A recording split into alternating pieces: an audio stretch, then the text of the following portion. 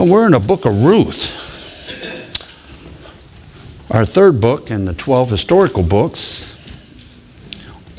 The period of Judges, which we just finished, and this one's called Ruth, the Interlude of Love.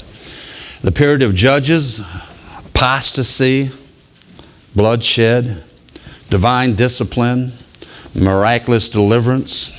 Maybe the last place that one would think they'd find a love story. But if you pay attention closely here to the book of Ruth, you'll find that ballad playing, a love story. It's a human love story, to be sure, but it's much more than that. It's a story of God's unfailing love for his covenant people, and how he brought a foreigner into that covenant, a Moabite woman named Ruth. A Moabite woman named Ruth. And remember, as I shared last week, the Ammonites and the Moabites came about because of that illicit affair of Lot and his two daughters, where they got him drunk and then they had sex with him and became the beginning of the Moabites and the Ammonites. That's why I said that's one thing wonderful about God. There's nobody out of the reach of God. God uses foreigners. He uses harlots. He uses...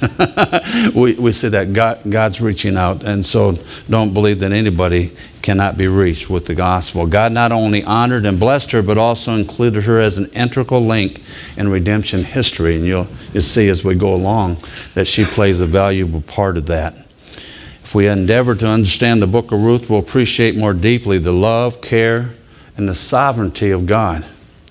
Because as you read through, you're not going to notice that it doesn't mention God very much. And God, even when you don't see God's name printed, you see God in action. God sovereignly working things out. And he does that here. And we'll see it as we go along in it. And we'll be encouraged that we can walk with God and experience his blessings even when everything around us tempts us to walk another way. I think that's real good words for today. We're being tempted to walk in a different direction. And God's wanting us to walk in the direction that's right. The narrow path, remember? The narrow path leads to heaven. The wide path leads to what? Destruction. Wow. And it's really easy because it looks like it's easier to take that path. You know what? It may be easier to take that path. But you just have to look at the destination of that path. And so Ruth and Boaz will not take that path. Ruth's story takes place during the time of Judges, chapter 1. Verse 1, it says, "Now it came to pass." A lot of things, we're glad that those words happened. Some people, that's their favorite words in the Bible. It came to pass. You may be going through that. In the days when the judges ruled, that there was a famine in the land, and a certain man of Bethlehem, Judah, went to dwell in the country of Moab, he and his wife and his two sons. So remember the spiritual climate during this time. The last verse there in Judges, in those days there was no king, and everyone did that which was right in their own eyes. That's why I said when I read Judges and stuff, it just makes me reflect upon the world we're living in today. Because it seems like everybody just wants to do what's right in their own eyes. And there, Proverbs says there is a way that seems right to man, but the end thereof is death. And God repeatedly rescued his people from destruction through such leaders as we looked at, Deborah, Ehud, Gideon, Samson. We looked at all those last time. But they simply had not learned that true blessing comes from following the Lord. Or otherwise, true blessing always comes what? By obedience. Conversely, the lives of Ruth, Naomi, and Boaz shine through this dismal period of Judges like a shaft of sunlight. I think God does that often in the Bible. Gets some dark periods, some dark chapters, then all of a sudden he puts in a chapter that you see the light. You can see the light at the end of the tunnel. He does that in the book of Revelation. Often he breaks it up. Destruction, devastation, and all of a sudden he puts in a chapter where we look into heaven and we see that things are going to all work out. And he did that with Judges. It's nice for me to know, as a whole, you'll hear me and many others make a thing that a lot of the churches in America are falling away. But you know what? God always has his remnant. God always, there's some good churches out there, there's some good Christian folks out there. And Judges look dark. But here we got a family that's going to show there's still some good out there, and God's still watching over them, and he's shining the light on righteousness, as he's going to hear. And God does that. The first chapter of Ruth, we'll see Ruth's response to life's difficulties is a model of faith and trust in God. And some folks just seem like tragedy keeps on hitting in their home. And death keeps on hitting in their homes. But there's hope there. And God's going to, even though Naomi doesn't start out feeling hopeful, as we'll see. This is an amazing fact, considering that she was a non-Jew, a woman no one would have expected to so completely trust the God of Israel. And it made me think in the New Testament of a soldier, a commander, who comes to Jesus. Actually, he sends someone to Jesus and he asks him to heal his daughter. And then later he says, you don't have to come here. He says, I know if you say it, it'll happen. And Jesus said, I've not seen faith like that amongst anybody, amongst the Jews. He was a Gentile. And so here we got a woman that's going to be a fantastic example to us, and she's a Gentile, and she's not a Jew. Matter of fact, she's from a tribe that they would hate, and that God said to wipe out. If you look at the beginning of the book of Joshua, he said to wipe out the Moabites and the Ammonites. They're supposed to be gone. But here we got a Jewish man married to what? A Moabite. And so, he's not married to one. His daughter-in-law is a Moabite, sorry. The story begins with famine. And some folks say, well, how can it be a place of famine? God says it's a land flowing with milk and honey. Remember that? Several times. Exodus 3:8 says it, and he did. But he also warned that if you don't keep your spiritual life right, that your physical life will have problems. You're going to have problems with your crops. You're going to have problems with your physical illnesses and things. He said that's going to happen, and that's in Deuteronomy 28. And so since they ignored God's law, and they said, well, he didn't really mean that. Guess what? A famine came. A famine in the land. As a matter of fact, the Bible says that there's even going to be a time when there's a famine for the Word of God. And it could be here. There's a lot of people wanting to hear the Word of God. Not a sermonette, not some story about what's happening in the newspaper. They want to hear what God's saying. And we want to do that because his opinion is important, not mine. Bethlehem, where they came from, means a house of bread. But now it's become a house without bread. So 4 of its inhabitants, Elimelech, Naomi, and their 2 sons, Mahlon and Chilion, they take off out of there going somewhere to find food. Now, they're going to travel 35 miles to the southeast on the other side of the deep sea and go down there and look for food. Now, if my recollection of the Bible is correct from the Old Testament books up to this point, this is not what they should have done. They really should have what? Stuck up where they're asking God to provide for them. That's what they should have done. But I'm going to tell you, God still uses it. Even when people make mistakes, do the wrong thing, go the wrong direction, God still uses it. And it's amazing. It's to teach us a lesson. And then Elimelech, the father, died when they get down there and leaves Naomi as a widow. So what? She says, well, this is bad, but at least she has 2 sons to pick up the duty and take care of the land and produce a crop. Well, and they married, I'm going to back up this moment, they married 2 Moabite women, Orpah, not Ophrah, and Ruth. And they remained in Moab 10 more years, then guess what? They both die. So now Naomi has lost her husband, her 2 sons, and she has no one to provide for her. She has 2 daughters-in-laws that are Moabites. So Naomi's soul was empty as her stomach had been when her family first arrived in Moab. Can you imagine that? How empty she felt, losing her husband and her 2 sons. And You might say, well, had this all been for nothing? She probably wondered that. She probably thought the same thing. Should I have just stayed back home? Maybe. But you know what? You can't change the past. You can't live there, right? We lost our puppy this Friday night, our dog, and over 12 years, and it was hard. And Shirley, the first thing she said, well, if I just would have maybe done this and just would have maybe done that. You know what? I told her, I said, it won't change it. He's gone. You play with the cards you're dealt. Now you have that. She has lost her husband and her son. And so, but she's upset. She's hurt. You understand that, right? I understand that. And so Naomi somewhere finds out that the famine has let up back in Israel, back in Bethlehem.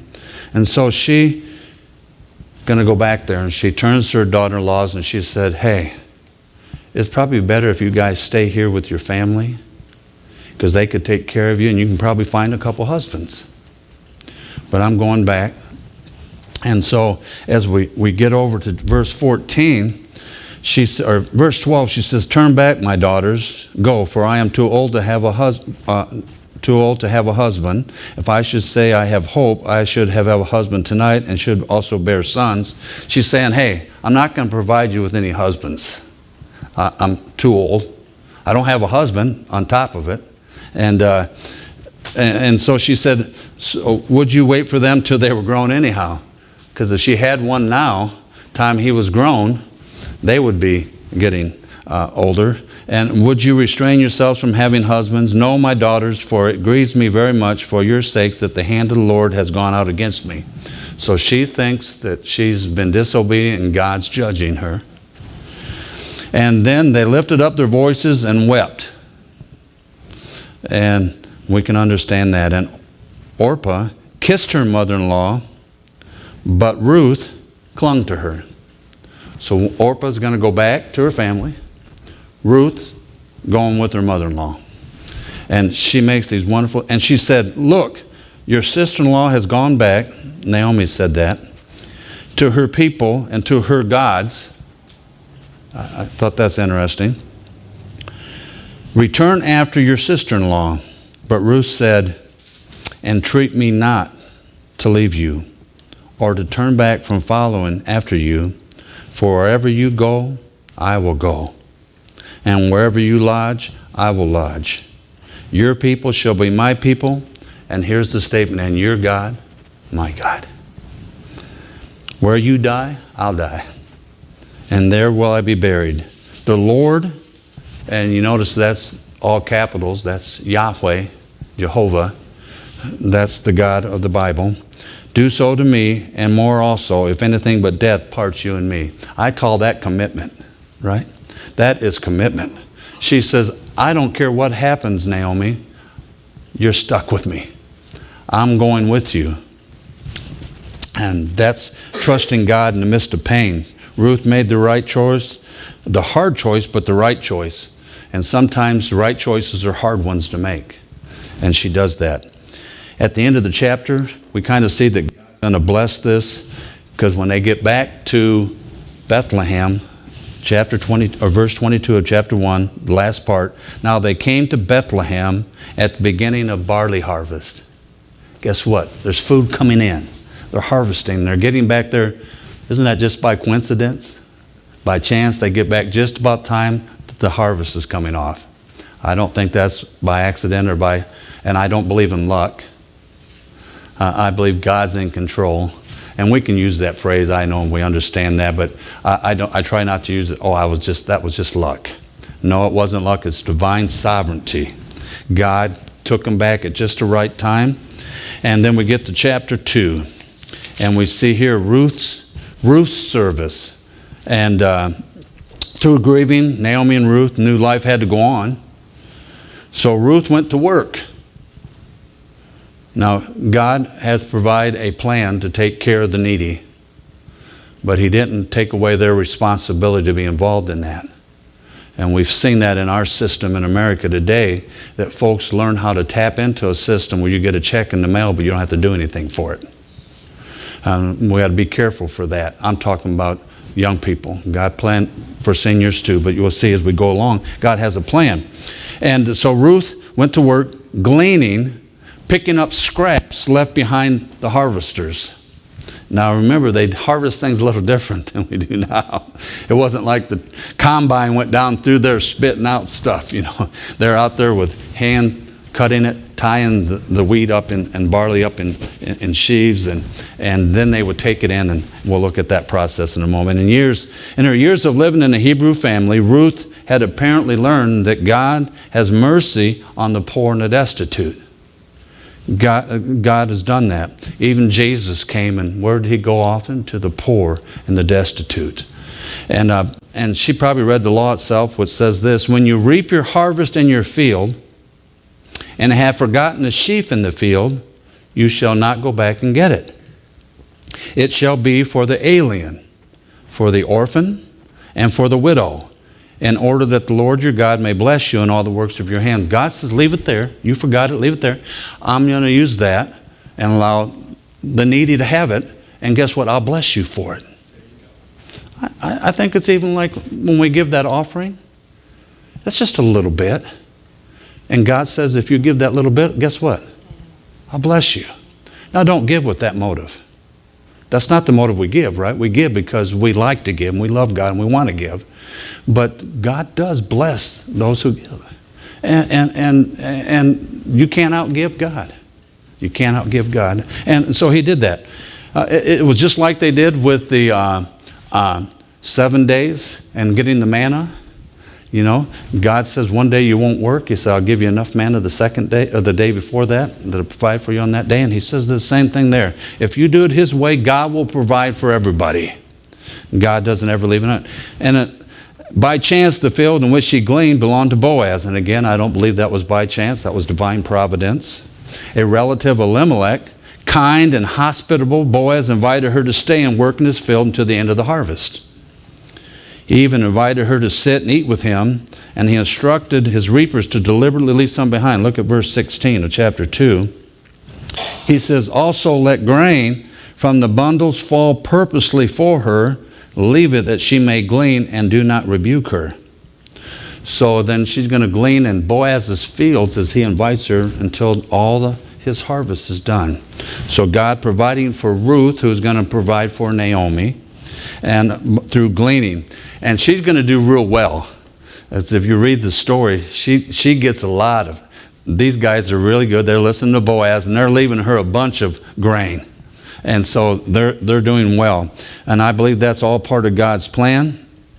And then when she comes home, she tells Ruth about whose field she worked in. And she says in verse 19 and 20 of that chapter, and her mother-in-law said to her, where have you gleaned today? And where did you work? Blessed be the one who took notice of you. Because I'm going to tell you what, Ruth is young and single. Going out into the field could be a scary thing, right? It's just like going out into the workforce as young and single into a big city, and you have no idea of anybody who's out there, and anything could have happened to Ruth. Because remember, she's also what? A foreigner. This is not her hometown. She sticks out. And, you know, a lot of times people will perpetrate crimes against people that are in that situation because they're thinking, well, there's no relatives here. Who's going to know if she's gone? All those kind of stuff. But she took that on. But anyhow, blessed be the one who took notice of you. So she told her mother-in-law with whom she had worked and said, the man's name with whom I have worked today is Boaz. Just happened to be, it's a family member. Isn't that great? And then Naomi said to her daughter-in-law, blessed be he of the Lord who has not forsaken his kindness to the living and the dead. And Naomi said to her, this man is our relation of ours, one of our close relatives. Now, if you have the NIV, it's going to say he's a kinsman redeemer. He's a kinsman redeemer. He's a close relative. A kinsman redeemer in the Bible was responsible for protecting the interest of needy members of the extended family. to provide an heir for a brother who had died. And you may remember that in reading your Bible, that if your brother died, well then the other brother would marry her, and the first son would be the heir and keep the name of the other son and keep it going, and keep the property in the family and keep the family name going. And then also to redeem land that a poor relative had sold outside the family. And you remember, property and a home was very valuable to these people, and they just passed it on to family after family. And then also to redeem a relative who had been sold into slavery. And sometimes people would get so broke that they would sell themselves into slavery.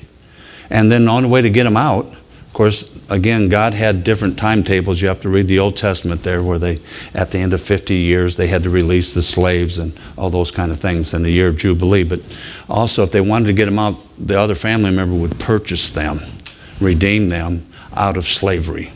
And you'll see this picture getting painted of the kinsman redeemer that will come later.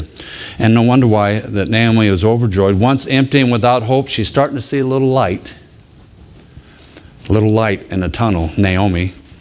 And through Boaz, Naomi and Ruth could be provided for. The land could be kept in the family, and their lineage could continue. And it gets us up to chapter 3. And then we see Ruth's claim. Having seen God's hand and Boaz's involvement, but you don't see so much like just saying, well, God did this, but she's saying, blessed be the Lord. And she understands that God's hand's in all this. And Naomi took the next step. She's going to advise Ruth on what to do now that she found out about this family member. In verses 3 and 4, she says this, therefore, wash yourself and anoint yourself.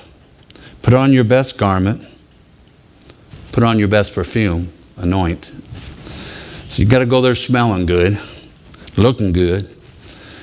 And go down to the threshing floor, but do not make yourself known to the man until he has finished eating and drinking.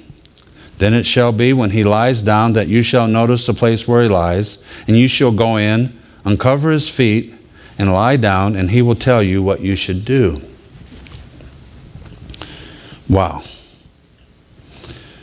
Said, put on your best clothes, put on your best perfume, go down to the threshing floor where Boaz is winnowing the grain. Wait till it's dark. Crawl in there by his feet and pull the blanket over you. Wow. Grain was winnowed after it was threshed, and after it had been beaten from the stalks and lay mixed with the chaff on the threshing floors, the two were thrown upward with a winnow, and the chaff was blown away by the evening wind, leaving only the grain behind. This work seems to have been done by the landowner himself, who then would sleep the night on the threshing floor, a large open area where the ground had been stamped hard to guard his harvest. And while he slept, she uncovered his feet and lay down. Then she took a part of the blanket and pulled it over herself. Now, this is what they took when she did that. That gesture had a symbolic meaning. By sharing the same blanket with Boaz, Ruth made known that she was claiming the place of his wife, but her position at his feet signified that she had not yet have that status. Before that could happen, Boaz himself had to acknowledge that could happen. Naomi probably also told Ruth what to say, but the most important thing was that she listened to Boaz's advice. As an upright Israelite with a sincere respect for justice and law, he certainly would know the right thing to do. So as we talked about, a single woman approaching a sleeping man in the dark seems a little forward, maybe a little indiscreet. Some scholars try to read something into that, but there's nothing in there to read. She's not committing sexual immorality or anything with Boaz to win him over. Commentator John Reed says, Ruth's mother-in-law had complete confidence in the integrity of the kinsman redeemer. Boaz could be trusted to act responsibly, and Ruth was recognized by everyone as a woman of noble character. Look at verse 11. And now, my daughter, do not fear. I will do for you all that you request, for all the people of my town know that you are a virtuous woman. That's Ruth. She's got a good testimony. Just been in town a little bit of time. She's working hard, taking care of her mother-in-law. And they said she's a virtuous woman. So that's her testimony. And so we're not going to mix it up with anything that's wrong. The uncovering of their feet was a ceremonial act that was commonly proper. Probably the scene took place in the dark, so that Boaz had the opportunity to reject the proposal while the whole town didn't know about it.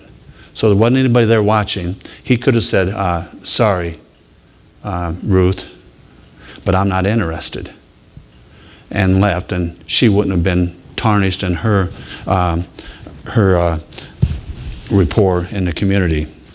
Ruth had a legitimate desire for a husband, and she had that right under Jewish law to approach her kinsman redeemer. So she was not showing any impropriety. I don't get that word right yet. She followed Naomi's instructions and acted according to the law. And Boaz responded with joy, but one more hurdle remained. He said, guess what? There's someone closer as a relative than I am. So we're going to have to deal with that. Before I can do this, he has to make a statement. He has the first choice. And one person wrote, this is a perfect opportunity for Ruth and Boaz to say, who cares? We're in love. We'll just bypass those things. It's not important what God says. Have you ever heard anybody do that? I'm in love. I don't care if he's an unbeliever. Oh, I love him. Oh, she's so beautiful. I have to marry her.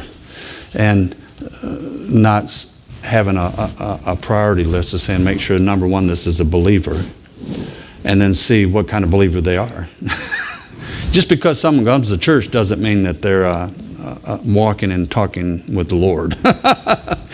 Many of women, and I'm going to use that as a thing, most of the time it's been women. Many of women have found that out, because I found that so often they get slayed by the Joseph kind of guy who's good looking and well built and smooth talker, got lots of dark curly hair and steel blue eyes, and there we go.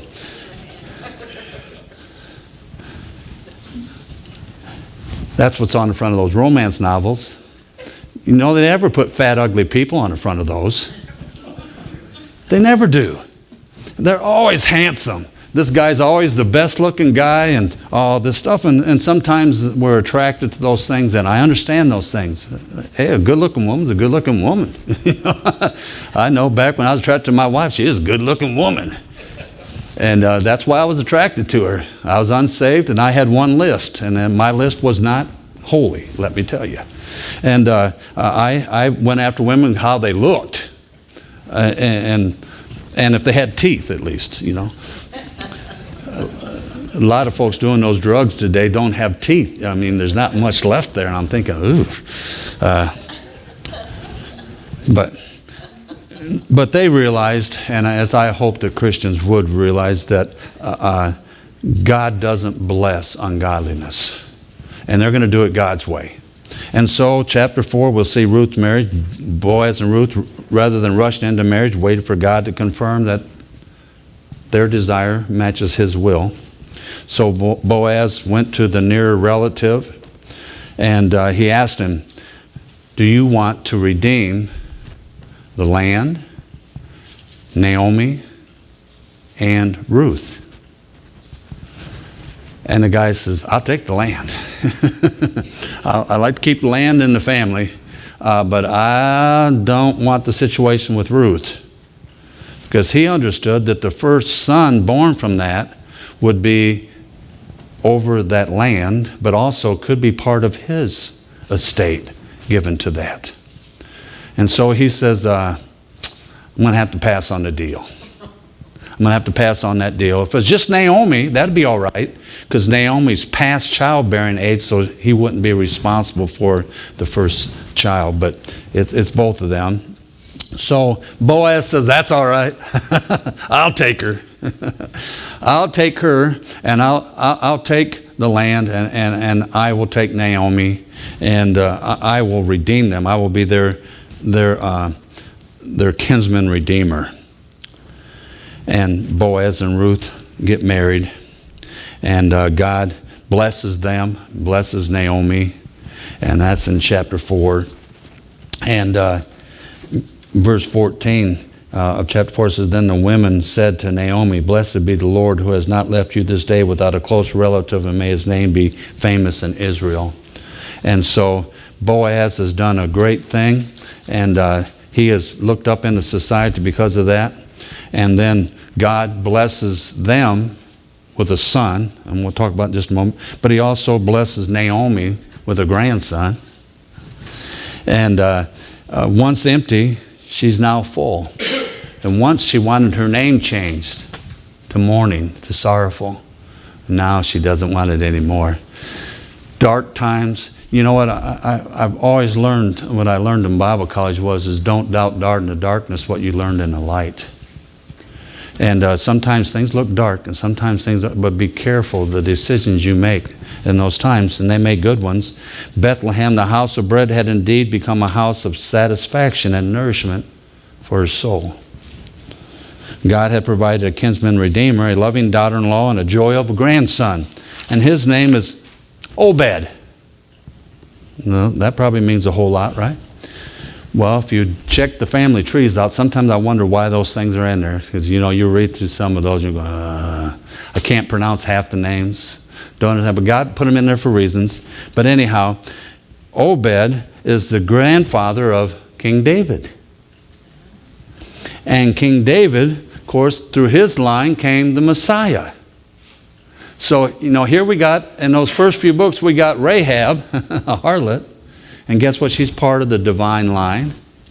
And then God takes a Moabite and brings in another part of the godly line, and who later will have the ultimate kinsman redeemer, Jesus Christ. So he's there to do all those things that a kinsman redeemer would do as he takes us under his wings and protects us. The story of Ruth, the story of love. God loves you, and he wants to redeem you, right?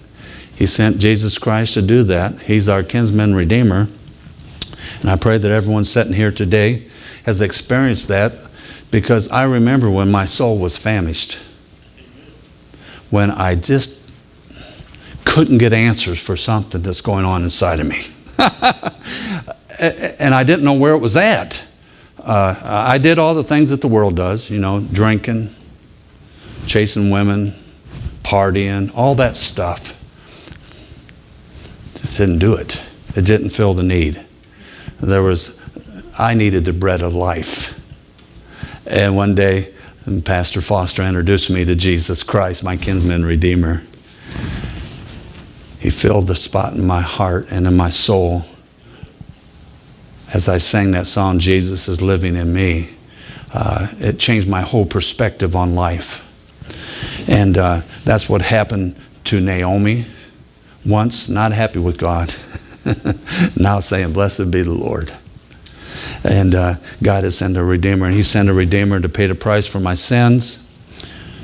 I did get to share that truth with a young lady who's dying from cancer this week. And God opened her eyes to pray that she would receive Christ. She was famished. She's weak. She's tired. She's dying. Kind of probably what Naomi thought. I lost my husband, lost my sons, and guess what? I'm next. But God provided for her.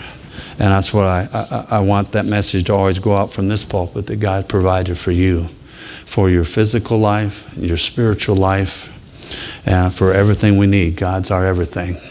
And that song, Turn Your Eyes on Jesus. During this time in our nation, we need to be turning our eyes upon the Lord, because those people's souls are famished, and they're looking to get fed, and they're getting fed garbage. Junk food in, junk food out. and they're gobbling it up. That's because there's something inside of them that is needy. They need the bread of life. Many folks proclaiming it. We need to be doing the same during this time. What does the world need? Do we need a different president? No, that's not the story. They need a Savior, Jesus Christ. That's what they need. He's the only one that can fix America. He fixed America in the beginning. He can fix America now. He fixed Israel time and time again, right? We read through Judges. They didn't last too long. It just seemed like every 40 years at the most, they were messing up and under judgment. And I believe our nation's under judgment, but I also believe that we have a God who can save people from under judgment. And so that's what I pray. I pray that God will give me wisdom, give our leaders wisdom. No matter who the president is, we're still supposed to what? We're supposed to pray for him. Whoever our governor is, we're still supposed to pray for him. I know it's hard sometimes. Pray for them. You may not like their policies, but you pray for them because they're a living soul that one day will either be in heaven or be in hell. And Jesus said he came to die that all would be saved. And that ought to be our heart's desires too. And it's really hard sometimes to do that. Jesus said anyone can love a friend. He says if you can love your enemy, that's a mark of a true believer. And so we want to do that.